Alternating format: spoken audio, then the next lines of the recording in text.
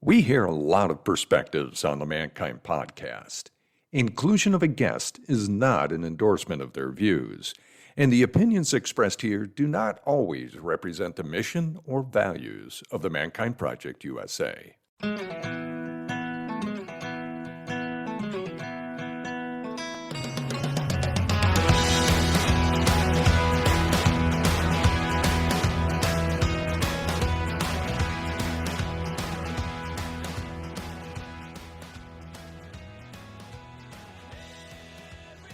Have you ever felt the pull of chaos, drama, that irresistible draw towards conflict or division? If you feel this way, you're not alone. It's not just you, because it's everywhere. In a world where 1 in 6 people no longer speak to a family member because of political disagreements, we have to ask ourselves, what is happening to us? Why are we so quick to turn difference into division and disagreement into war? Well, today, Boysen and I are going to explore the hidden reasons why men crave chaos. Is it because we're bored? Are we lacking a sense of meaning? Or are we succumbing to forces bigger than ourselves? Do we buy into clickbait? Think about this. How many of us have been told to cut ties with someone we love due to a difference of opinion? Could it be that some of the loudest voices in today's political climate are driven by the so-called dark triad, which we're going to explore today? You know, those who weaponize our need for belonging and purpose to serve their own aims. Now, today's conversation isn't just about politics. It's about the choices we make every day. Do we create chaos just so we can feel something? Or can we find fulfillment in peace, purpose, and connection? Even connecting to those who we may disagree with. So stick with us as we unpack why men are drawn to chaos, and more importantly, how we can break free from it. Because if we understand this pull, we can reshape our lives, our choices, and maybe, just maybe, even society. Welcome to the Mankind Podcast, the show where we break the molds of modern manhood to prove there's more than one way to be a man. We are simplifying manhood and masculinity, aren't we, Boysen? Nope. We are complicating old, stale ideas about manhood and masculinity. We're breaking those sons of guns apart. That's the way I look at it. So, first things first, Boysen, you brought up this topic in our last meeting around some of the conversations we wanted to be having. And so I wanted to hear, what was it that sparked your desire to dive into this conversation around drama, around chaos, and why we're attracted to it? Yeah, these ideas, I mean, it's something that I have had to face a lot in my own life, in my own personal life. And over time, recognizing where I get hooked into drama, recognizing where I get hooked into like divisive ways of thinking, bipolar thinking, hyperbole, broad brush stuff, and all of the kind of conflict. And it's something that I have had to kind of detox myself from over time to try and create like more stable, more connected relationships. So for me, it's like, I want good relationships. I want really strong, collaborative, supportive relationships with the people in my world. And when something in me is hooked by chaos and drama and division in my own head, like I'm not getting what I want. So I'm not getting the value that I want in the world. I love when you brought this up, because it kind of gave me the butterflies to talk about this, because, you know, this is a conversation that very well could be interpreted differently than what we're trying to communicate, right? Yeah. It could very well, our intention may have a different impact than we're intending. And so, but that being said, this is a commitment we made when we began this show. We have courageous conversations on taboo topics, which gives our listeners the gift of going second. Because if we don't have these conversations or demonstrate them, even if they're a bit fumbly, even if they're a little bit kind of on a skinny branch, you could say, then they're just going to remain in the no man's land between divides, right? These are going to be areas that we continue to disagree, areas that we perhaps might be too afraid to even touch or explore, even though the questions we have around these topics still exist in our minds and our hearts. So I'm excited to dive into this one. And there's our little disclaimer. I'm just going to tack on to the disclaimer This episode is in no way intended to give you fuel to make other people wrong in your life. And if we are not coming back over and over to the idea of my personal responsibility, Yes. my personal choices then we're off. Yeah. Then we're off topic. But there's some really good information out there that Brandon has pulled together that it's like, oh shit, I never looked at it that way. Yeah. Never looked at what I'm getting hooked into. So if you have come here to have your bias confirmed, that's cute. Buckle up. Enjoy. That's okay. It's absolutely natural and it's human. Yes. And confirmation bias is one of the strongest active motivators in human nature. Yes. But let's take the blinders off here. Let's open up our minds to see how we might be able to approach our choices differently as to how we relate to chaos and drama. So first things first, this kind of question of, is this innate in us as a species? Is it innate in us to want to peak our adrenaline, right? To give it something to latch onto, to give ourselves that response? Many would argue that, of course, all throughout human history, there has been conflict, right? There has been war. There have been, I want what you have, or I'm not going to let you have what I have. Fortunately, we live in a time where we go for a walk in the woods. And in most cases, unless you live, I don't know, in Montana, a snap of a twig in the woods doesn't necessarily mean that a saber-tooth or a bear is coming to chomp you on the back of the neck. We live in different times. However, is there something biologically in us that continues to seek that reaction? Human body, primate body, animals, right? We are extraordinarily good at monitoring for threats in our environment. Mm-hmm. And our nervous systems don't know the difference between threat in the environment and conflict. And we are attuned to what's wrong. But that lizard brain in the back of my head is not very good at drawing distinctions. It wants everything to be a tiger. There's so much power in narrative. And how narrative comes up for me in this is, in Western society where we're raised to be individuals, we think about the me rather than the we, specifically in the United States, that it's so natural to end up in this perspective of every decision I make is going to be recorded in my entire life story. So because I'm holding the pen and I'm in my hero's journey and I'm writing the pages of what my life is going to be, that everything has stakes. And if I'm the hero I want to achieve X, Y, Z, well, it won't be very interesting if there isn't any resistance along the way. And so where is my enemy?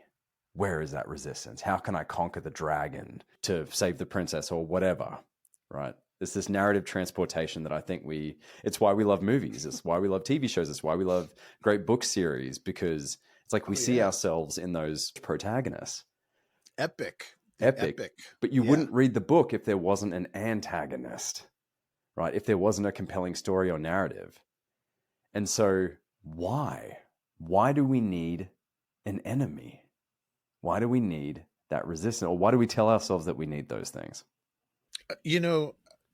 So this is really close, but you said, we're sitting there and holding the pen and writing our story, and we're the hero and the figure in our story. And immediately it jumped into my mind that what if I'm just sitting here with my pen, and the only thing that I'm writing over and over and over is nobody will let me write my own story. Nobody will let me write my own story. And there's this kind of like, I want to externalize that. So for me, one of the big pieces about getting stuck in my own head in a kind of like, I can't do what I want. I can't make the choices that I want because X, Y, and Z are out there in the environment. Situations are out there in the environment that are preventing me. But meanwhile, like, I am always the one holding the pen. Mm-hmm. Right? No matter what it is that I'm writing out. That just like jumped into my head as you were saying that. And now go back to the original question again.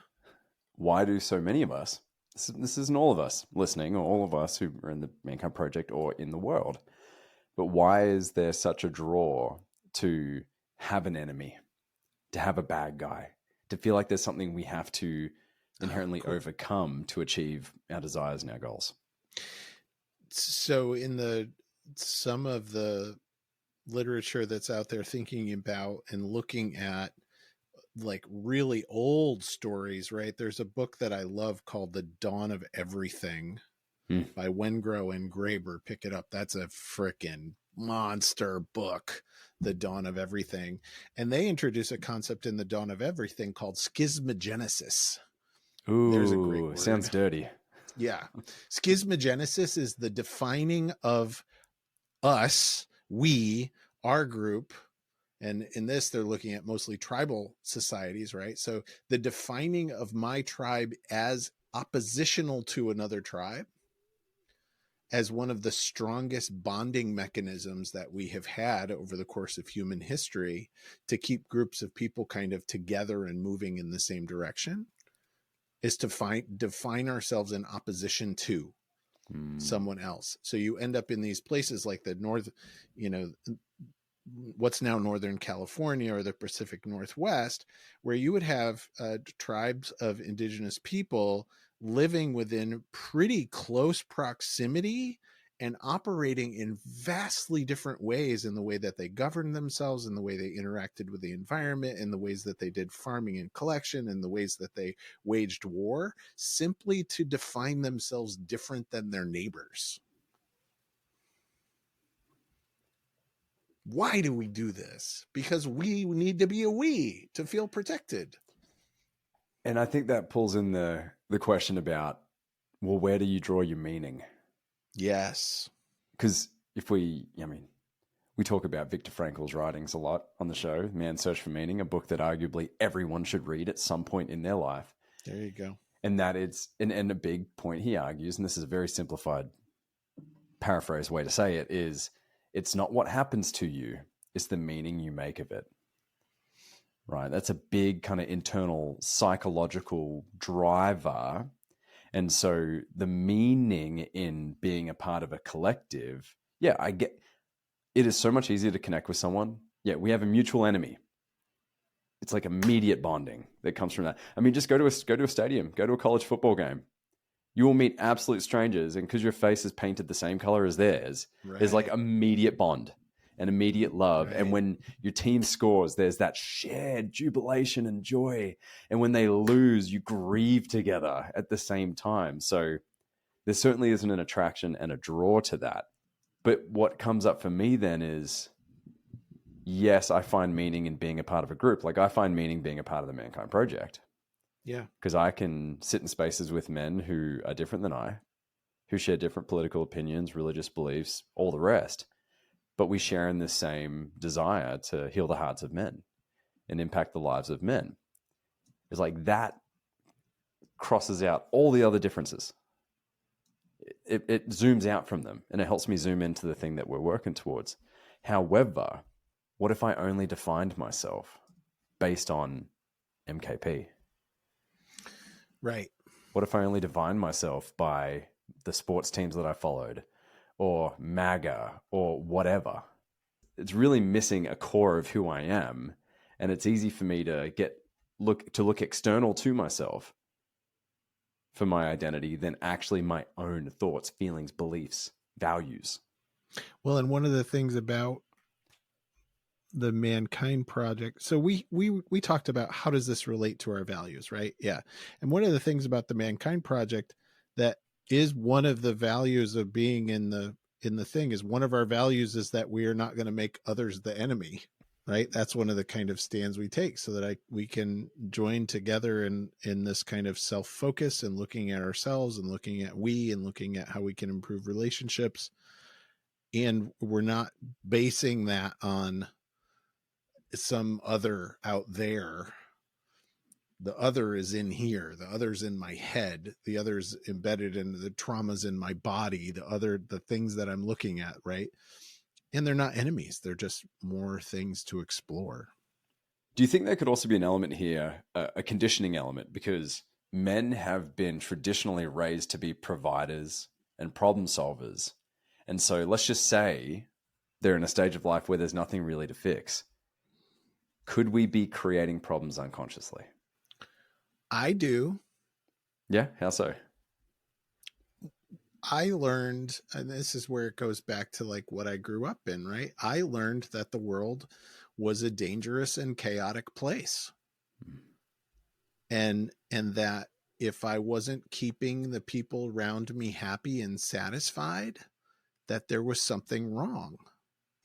You know, I had a lot of chaos in my childhood and a lot of models of what, you know, how men would force things into the path that they wanted them to be on and and force things to happen. And I learned to people pleasing as like a response to that. Like, I'm going to keep everybody happy around me. And there was some time, like, I don't know, 2-3 years into doing men's work, sitting in a men's circle, that one of the guys kind of pointed out to me that like I seemed to be craving this drama and chaos, and maybe it would be okay if life were boring. Maybe boring would be good for me, for my nervous system for a while. And that was like a revelation to me, because I was so used to thriving on that constant kind of amped up, right? And I notice how I still do it today, right? I make up huge fights in my head over the smallest things. You know, oh, I did something wrong, I said something wrong, or da da da da da, and I'll amplify the whole thing to my head, and then it's like, get on the phone with Brandon, and it's like, Brandon, oh, da da da da da, and Brandon's like, what? I didn't notice that you did that. Yeah. Right? The whole thing, the whole drama has just played out in my mind and nowhere else in the universe. Yeah. Well, this is a good point too. We didn't plan on mentioning this, but the drama triangle, which we talk about a lot on the podcast and in the project, is these quadrants, tridents. What would you call it? It's a triangle. And it's like we naturally land into one or many of these kind of camps where it's like the victim, where I am powerless to what is happening around me in the external world. There is the perpetrator, which is like bite down on the mouthpiece, and I'm gonna hit back. Whatever happens to me, I'm gonna hit back. And then there's the hero that puts on the cape and rescues, right? And yeah, it's natural in certain, well, I know you said schisms before. Like, you know, if there's a schism, what's my natural default? Like, I know that when my wife calls me in or calls me out on a particular behavior or whatever, I go straight into defense. And like that defense is actually victim for me. Yeah. It's like, oh, she doesn't see all the 20 other amazing things I did, but wants to call out this one thing. Yeah. And all of a sudden, what is just clean feedback she's giving me, I'm putting into the drama triangle and going into my victim around it. My hands up. So that's I think something to pose for each of us and for all of you listening, is perhaps you're just bored. perhaps things are good. Things are gravy. They're turning up Millhouse. Just keep that. It's good. Because what's the cost, right? What's the cost to seek out these environments and individuals and settings where your adrenaline is getting cranked up, and your emotions are getting turned on? And what are you missing? What are you missing out on? What's the cost that you're paying, right? Like, so one of the costs that I paid through doing that was I wasn't able to fully enjoy being present in ongoing moments where there was joy to be had. Right? Because I'm like off, like running my own scenarios, running my own war games in my head about whatever's going on out there. So I'm like missing the sunset. I'm missing the connection with the people that I'm with. I'm missing like all of that stuff. Yeah. So yeah, that's for me. How's that show up for you? What have you paid? What cost have you paid? Oh man, I have a long history. I mean, in the drama triangle between perpetrator, victim, rescuer, I go into the victim. And that woe is me. This is unfair. Why is this happening to me? Yet there could be someone my age, my background, my socioeconomic status, my situation, going through the exact same thing who reacts in a completely different way.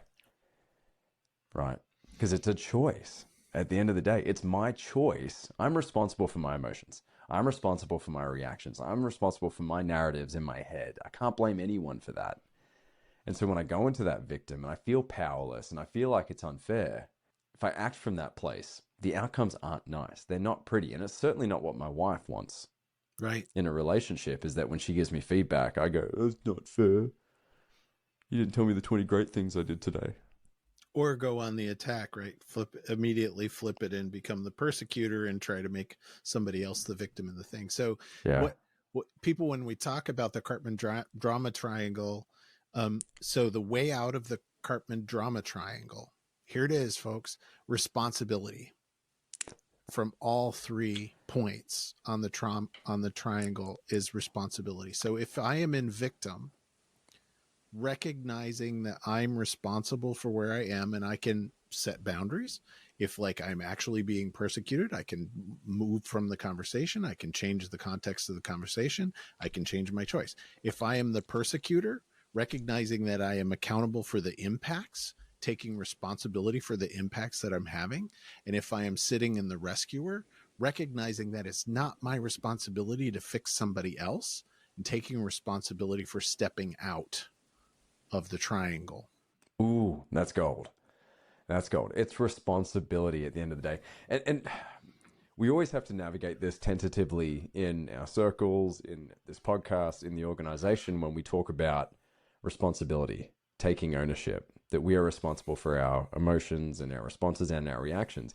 When there are objective instances where men in our organization have been victims of heinous things. Yes. None of this is to say that trauma is not real, that trauma doesn't exist in our bodies, that we don't act from completely unconscious motivations on a day-to-day basis, right? But the awakening is, how do I continue to become more aware of what's happening in me and get perspective on what's happening in me? And it was Man's Search for Meaning by Viktor Frankl was recommended to me when I was at one of those valleys in life where I was completely consumed with the narrative of the horrible thing that was happening to me. Oh, and then I read a book about a man who was in Auschwitz in a concentration camp, whose family was murdered, who was forced to labor in the snow and starved and watched his friends die around him, who still from that experience turned around and said, "It's the meaning I make of this experience." Right? In those moments, he was thinking about the lecture he was going to perform because of the experience and the impact it was going to have. Like, I mean, hard to relate to that circumstance, that situation, but it's a great perspective shift to go, oh, okay. That's what I love about men's group, because I'll be going like, oh, I got a doozy this week. Holy moly, the guys aren't going to believe the BS I've just been through. And then someone in the group just shares about a family member suddenly passing out of nowhere. And I'm like, oh, I'm good. I'm good. Not to minimize my situation and the impact it's having on my life, but that perspective is always very healthy. Yeah. So now let's talk about societal schisms and dark triads. So this was a really interesting one that came up for me. I was listening to a conversation between Arthur Brooks.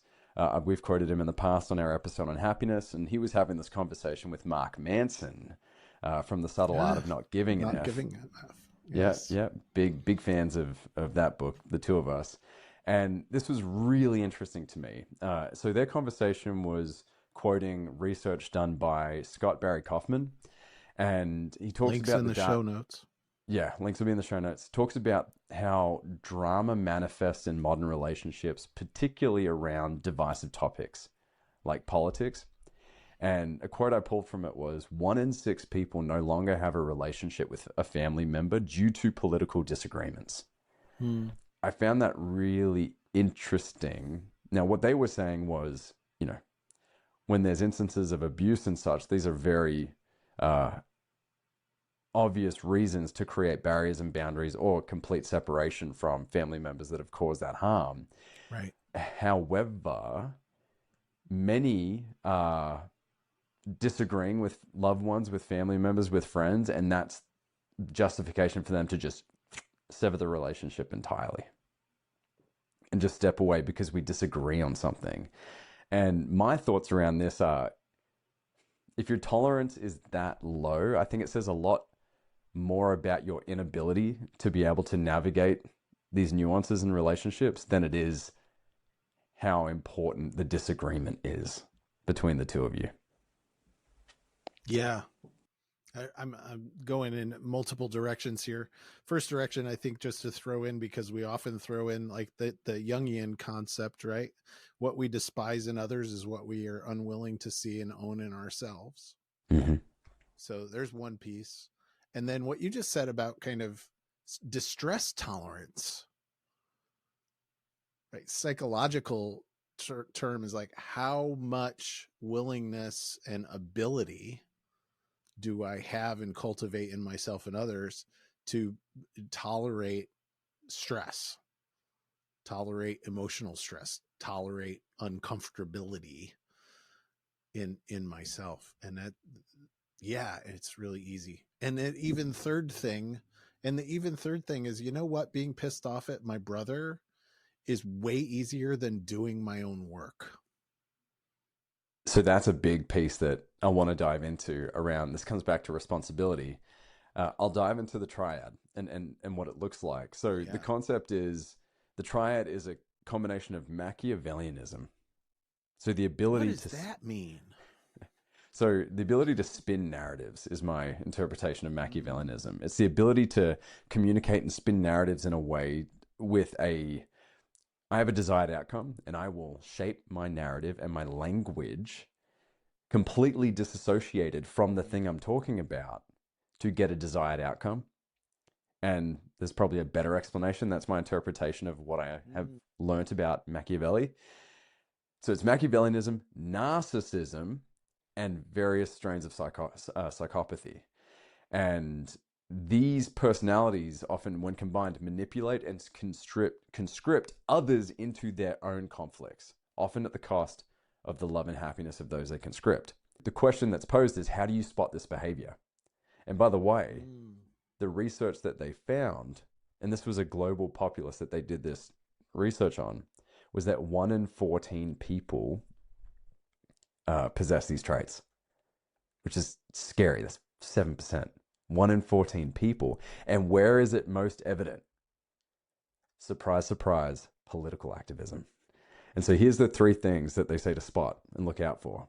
Number 1, their pitch to you is that you were a victim before you even knew it, and that they will link every bad thing that has ever happened to you based on whomever they describe as the enemy. As the enemy. Yeah. Okay. So your socioeconomic situation, your whatever resistance is getting in the way from XYZ opportunities is because of this big bad thing, or this person, or this party, or whoever. Every negative thing you've ever experienced is because of that. Secondly, they begin to put barriers between you and your friends and family. And I'm like, oh, okay, I'm starting to see how cults fall into this category. And third, they begin to demand more of you than you were previously willing to give. So this could look like late night Twitter battles or Reddit threads, battling against someone from an opposing political party. A more extreme example is January 6th riots. I think stands as a good example there. And then one of the most extreme historical examples is Germans that were ratting out their Jewish neighbors during the Holocaust. So those are the 3 things they say to look out for. And something that Arthur said, which was really interesting, was you wouldn't date anyone with these characteristics. You wouldn't work for anyone with these characteristics or hire anyone with these characteristics. You wouldn't raise someone with these characteristics. So why do you vote for someone who demonstrates this behavior? And that was like, that explains my political homelessness more than anything ever has. Why I chose to stay detached from either political party in this past election cycle. Machiavellianism, narcissism, and psychopathy. 1 in 14.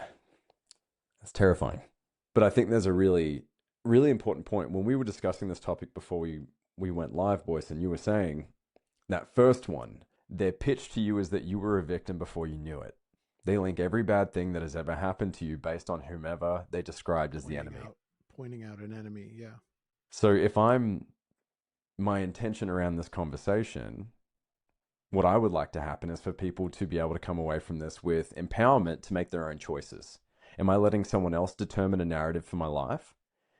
Or am I holding the pen? Am I going to write my own story? Am I going to let my circumstances or things that have happened to me dictate how I show up in my life?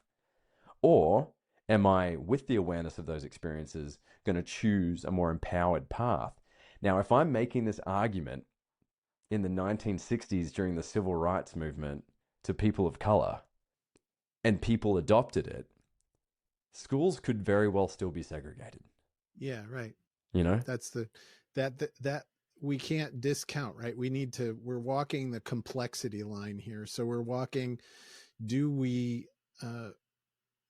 acknowledge and accept that there are actually systems in place that interact to give more to some people and take more from others, right? Mm-hmm. Like, so this is not a denial of realities of oppression or realities of power hierarchies or realities of systemic stuff. This is like what's happening in me when I am buying into conversations that are wanting to blame a group of people or a person for everything that's going wrong. Mm-hmm. Right? Yeah. So there's distinctions here that I think that could be made, because you spoke about before we went live, the idea of a noble cause. Yeah. Am I willing to sacrifice my peace and happiness and joy, which is what we're saying is the opposite of what we're talking about here, to fight for something that I truly believe in? And so you can look at an example like Martin Luther King. He sacrificed his life for what he believed in.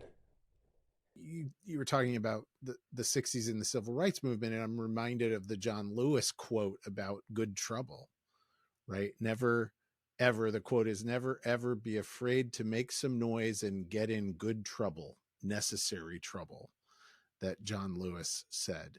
So, and underneath that, like, what is good trouble? What is necessary trouble is what is the value? What is the value that, so, you know, for Martin Luther King, that value is equity and equality and civil rights. Or the value could be, you know, being right in an argument. Is that value really going to bring you the joy? Or the value could be like win at all costs, or the value could be more money than anybody else, or the value could be like, so then it's questions about what are my values and am I motivated in the right direction for the right things? Is the trouble worth it? Is the trouble worth it, right? Is the juice worth the squeeze? So I think about, what are the antidotes to this? Yeah. Right. If I have a proclivity for drama, chaos, and I get something out of it, there's clearly an entertainment factor and value in it. Yeah, go that way. Then what's the cost of that? So is it staying up to 2 a.m. on Reddit threads? Is it costing me presence with my family? Okay, well, let me look at my values. Is my value being right? Or is it being present with my family? But I think the biggest antidote among all of this, and this is where we get a little airy-fairy here, is love. Love? Yep. It's love. Through and through. Because, I mean, amidst love, and I'm not particularly a religious person, but being able to look outside of myself and realizing that me, one of 300 and whatever million people in the United States, whatever impact or voice or things that I can have, I'm still a very small piece of a greater collective here, a greater whole. Right. And realizing that the significance within the insignificance of that fact, and to go, okay, what is most likely going to create the outcomes that I desire for myself, for my daughter, and the world that she's creating and coming into, to me, it's love. Demonstrating that, modeling that. And if I'm living in conflict with other people who disagree with me, I'm not modeling that for my daughter. Not modeling that for my family. Thank you. That short circuits a lot of that can short circuit a lot of the conflict and drama that I want to bring up, right? What am I chasing, fear or love? Most of my conflict emerges from fear. And when I refocus, right? Oh, the thing that always happens in men's groups, I'm sure that you've seen this 100 times in the Mankind Project, is like, so-and-so, my boss, I'll use, my boss is such a blah, blah, blah, and da, da, da, da, da, da, da, and blah, blah, blah, blah, blah, right? The complaint. And then I do my work, do a clearing, do whatever it is, look at the projections, look at the things that are going on, da, da, da, da, da, do that working group, get to the place where I've actually seen my own shadow, seen the ways that I represent all of these things that I'm so angry and pissed off about. And then for some weird, crazy reason, my boss is just a completely different person the next day. Like, what? Wait, what was all that, right? Like all of the drama that I'm creating in my own mind instead of focusing on compassionately loving myself enough to do the work. Bingo. Doing the work. Responsibility is doing your own work. Now, people often mistake the opposite of love, right? Naturally, to think the opposite of love is hate. It isn't. It's fear, often disguised as hate, but it's fear. So fear being a foundational emotion, a primary emotion in us as human beings, there is always work behind those emotions, work to be done. So why do I fear you in this disagreement? Why do I fear what you're saying? Yeah. What am I afraid of? Yeah. And in the case of dealing with people who I have vast differences of opinion with, what am I afraid of seeing about me that's in them? Yeah. Textbook projection. Deepest fear work. My deepest fears that I am some of those things that I despise in others. As we wrap up this conversation, we have some little tips that we put together that we wanted to close out on.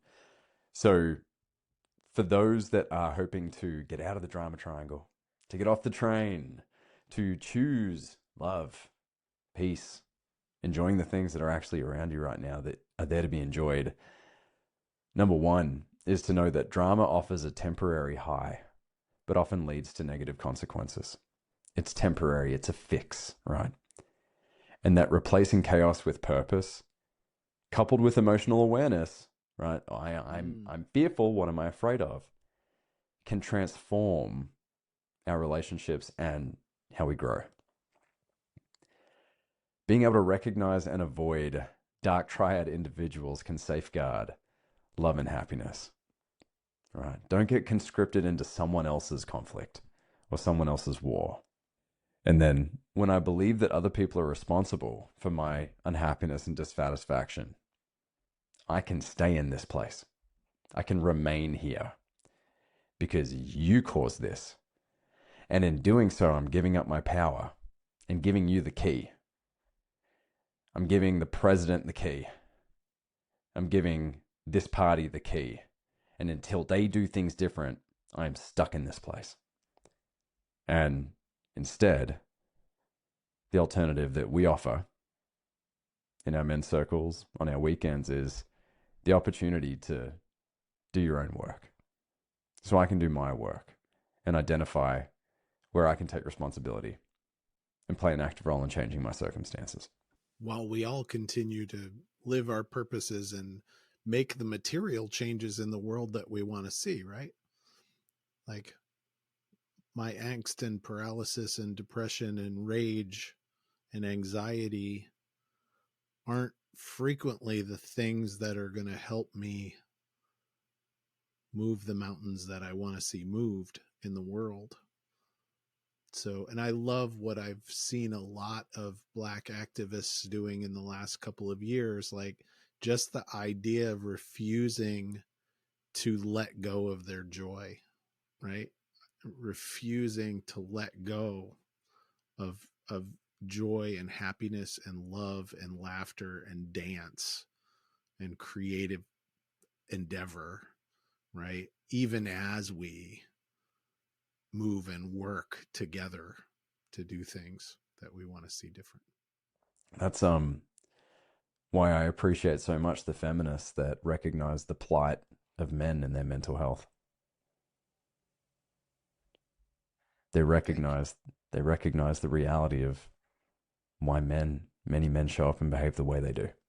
So it isn't just a blanket, all men are bad kind of situation. There's more nuance together, and we have to work together. Thank you. So, man, what are some takeaways you're taking away from our conversation today?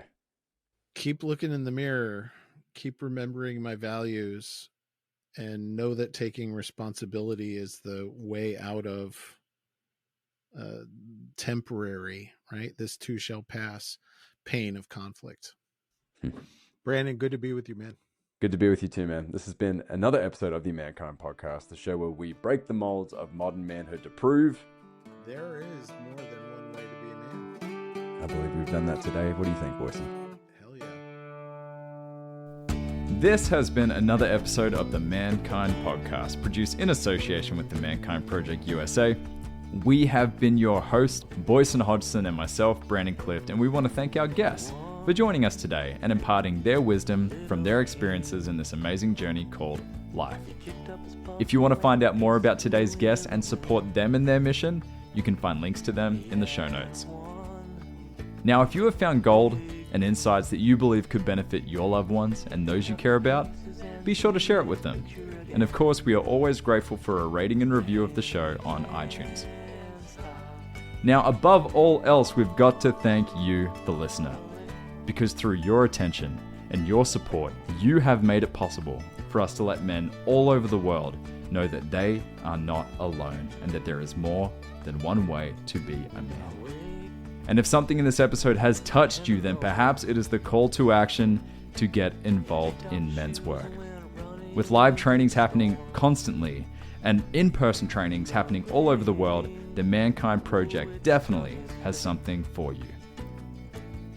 Now, if you've enjoyed the music in this episode and all of our episodes, be sure to check out Jim Donovan and the Sun King Warriors. I have links to them in the show notes. And lastly, just know, what it means to me to be a man is completely different than what it means for you. That is the beauty of this journey. So if you are looking for guidance, support, and community as you begin to unpack and dive deeper into your men's work journey, then you know where to find us. Same place, same time, next week. Lots of love. We'll see you then.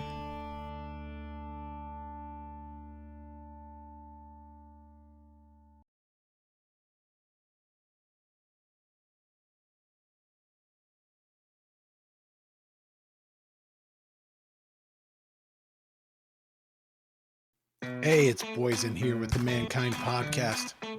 We are closing in on 100 5-star reviews of this podcast, and we have a goal. Brandon and I want to get to 250 5-star reviews. So help us out, will you? Please go to the Mankind Podcast on Apple Podcasts or Spotify and leave us a review. Thank you.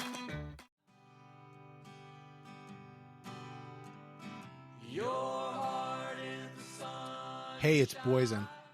On the Mankind Podcast, we've brought some incredible guests on to talk about the importance of doing the work to improve our mental and emotional health. And here's the truth. Multiple times over the last 25 years, I've had the help of one-on-one work with some amazing therapists. For me, for my wife, for both of us as adoptive parents, and for our kids. The Mankind Project and Men's Group, though awesome, are not a substitute for professional mental health support. And so I'm thrilled that the Mankind Podcast now has BetterHelp as a sponsor for the show. BetterHelp works online. It asks you what you're working on and then matches you for live one-on-one sessions with a licensed therapist, someone trained to work with you, listen, and offer helpful insights. I'm using BetterHelp. It's super easy, and I like what I'm getting.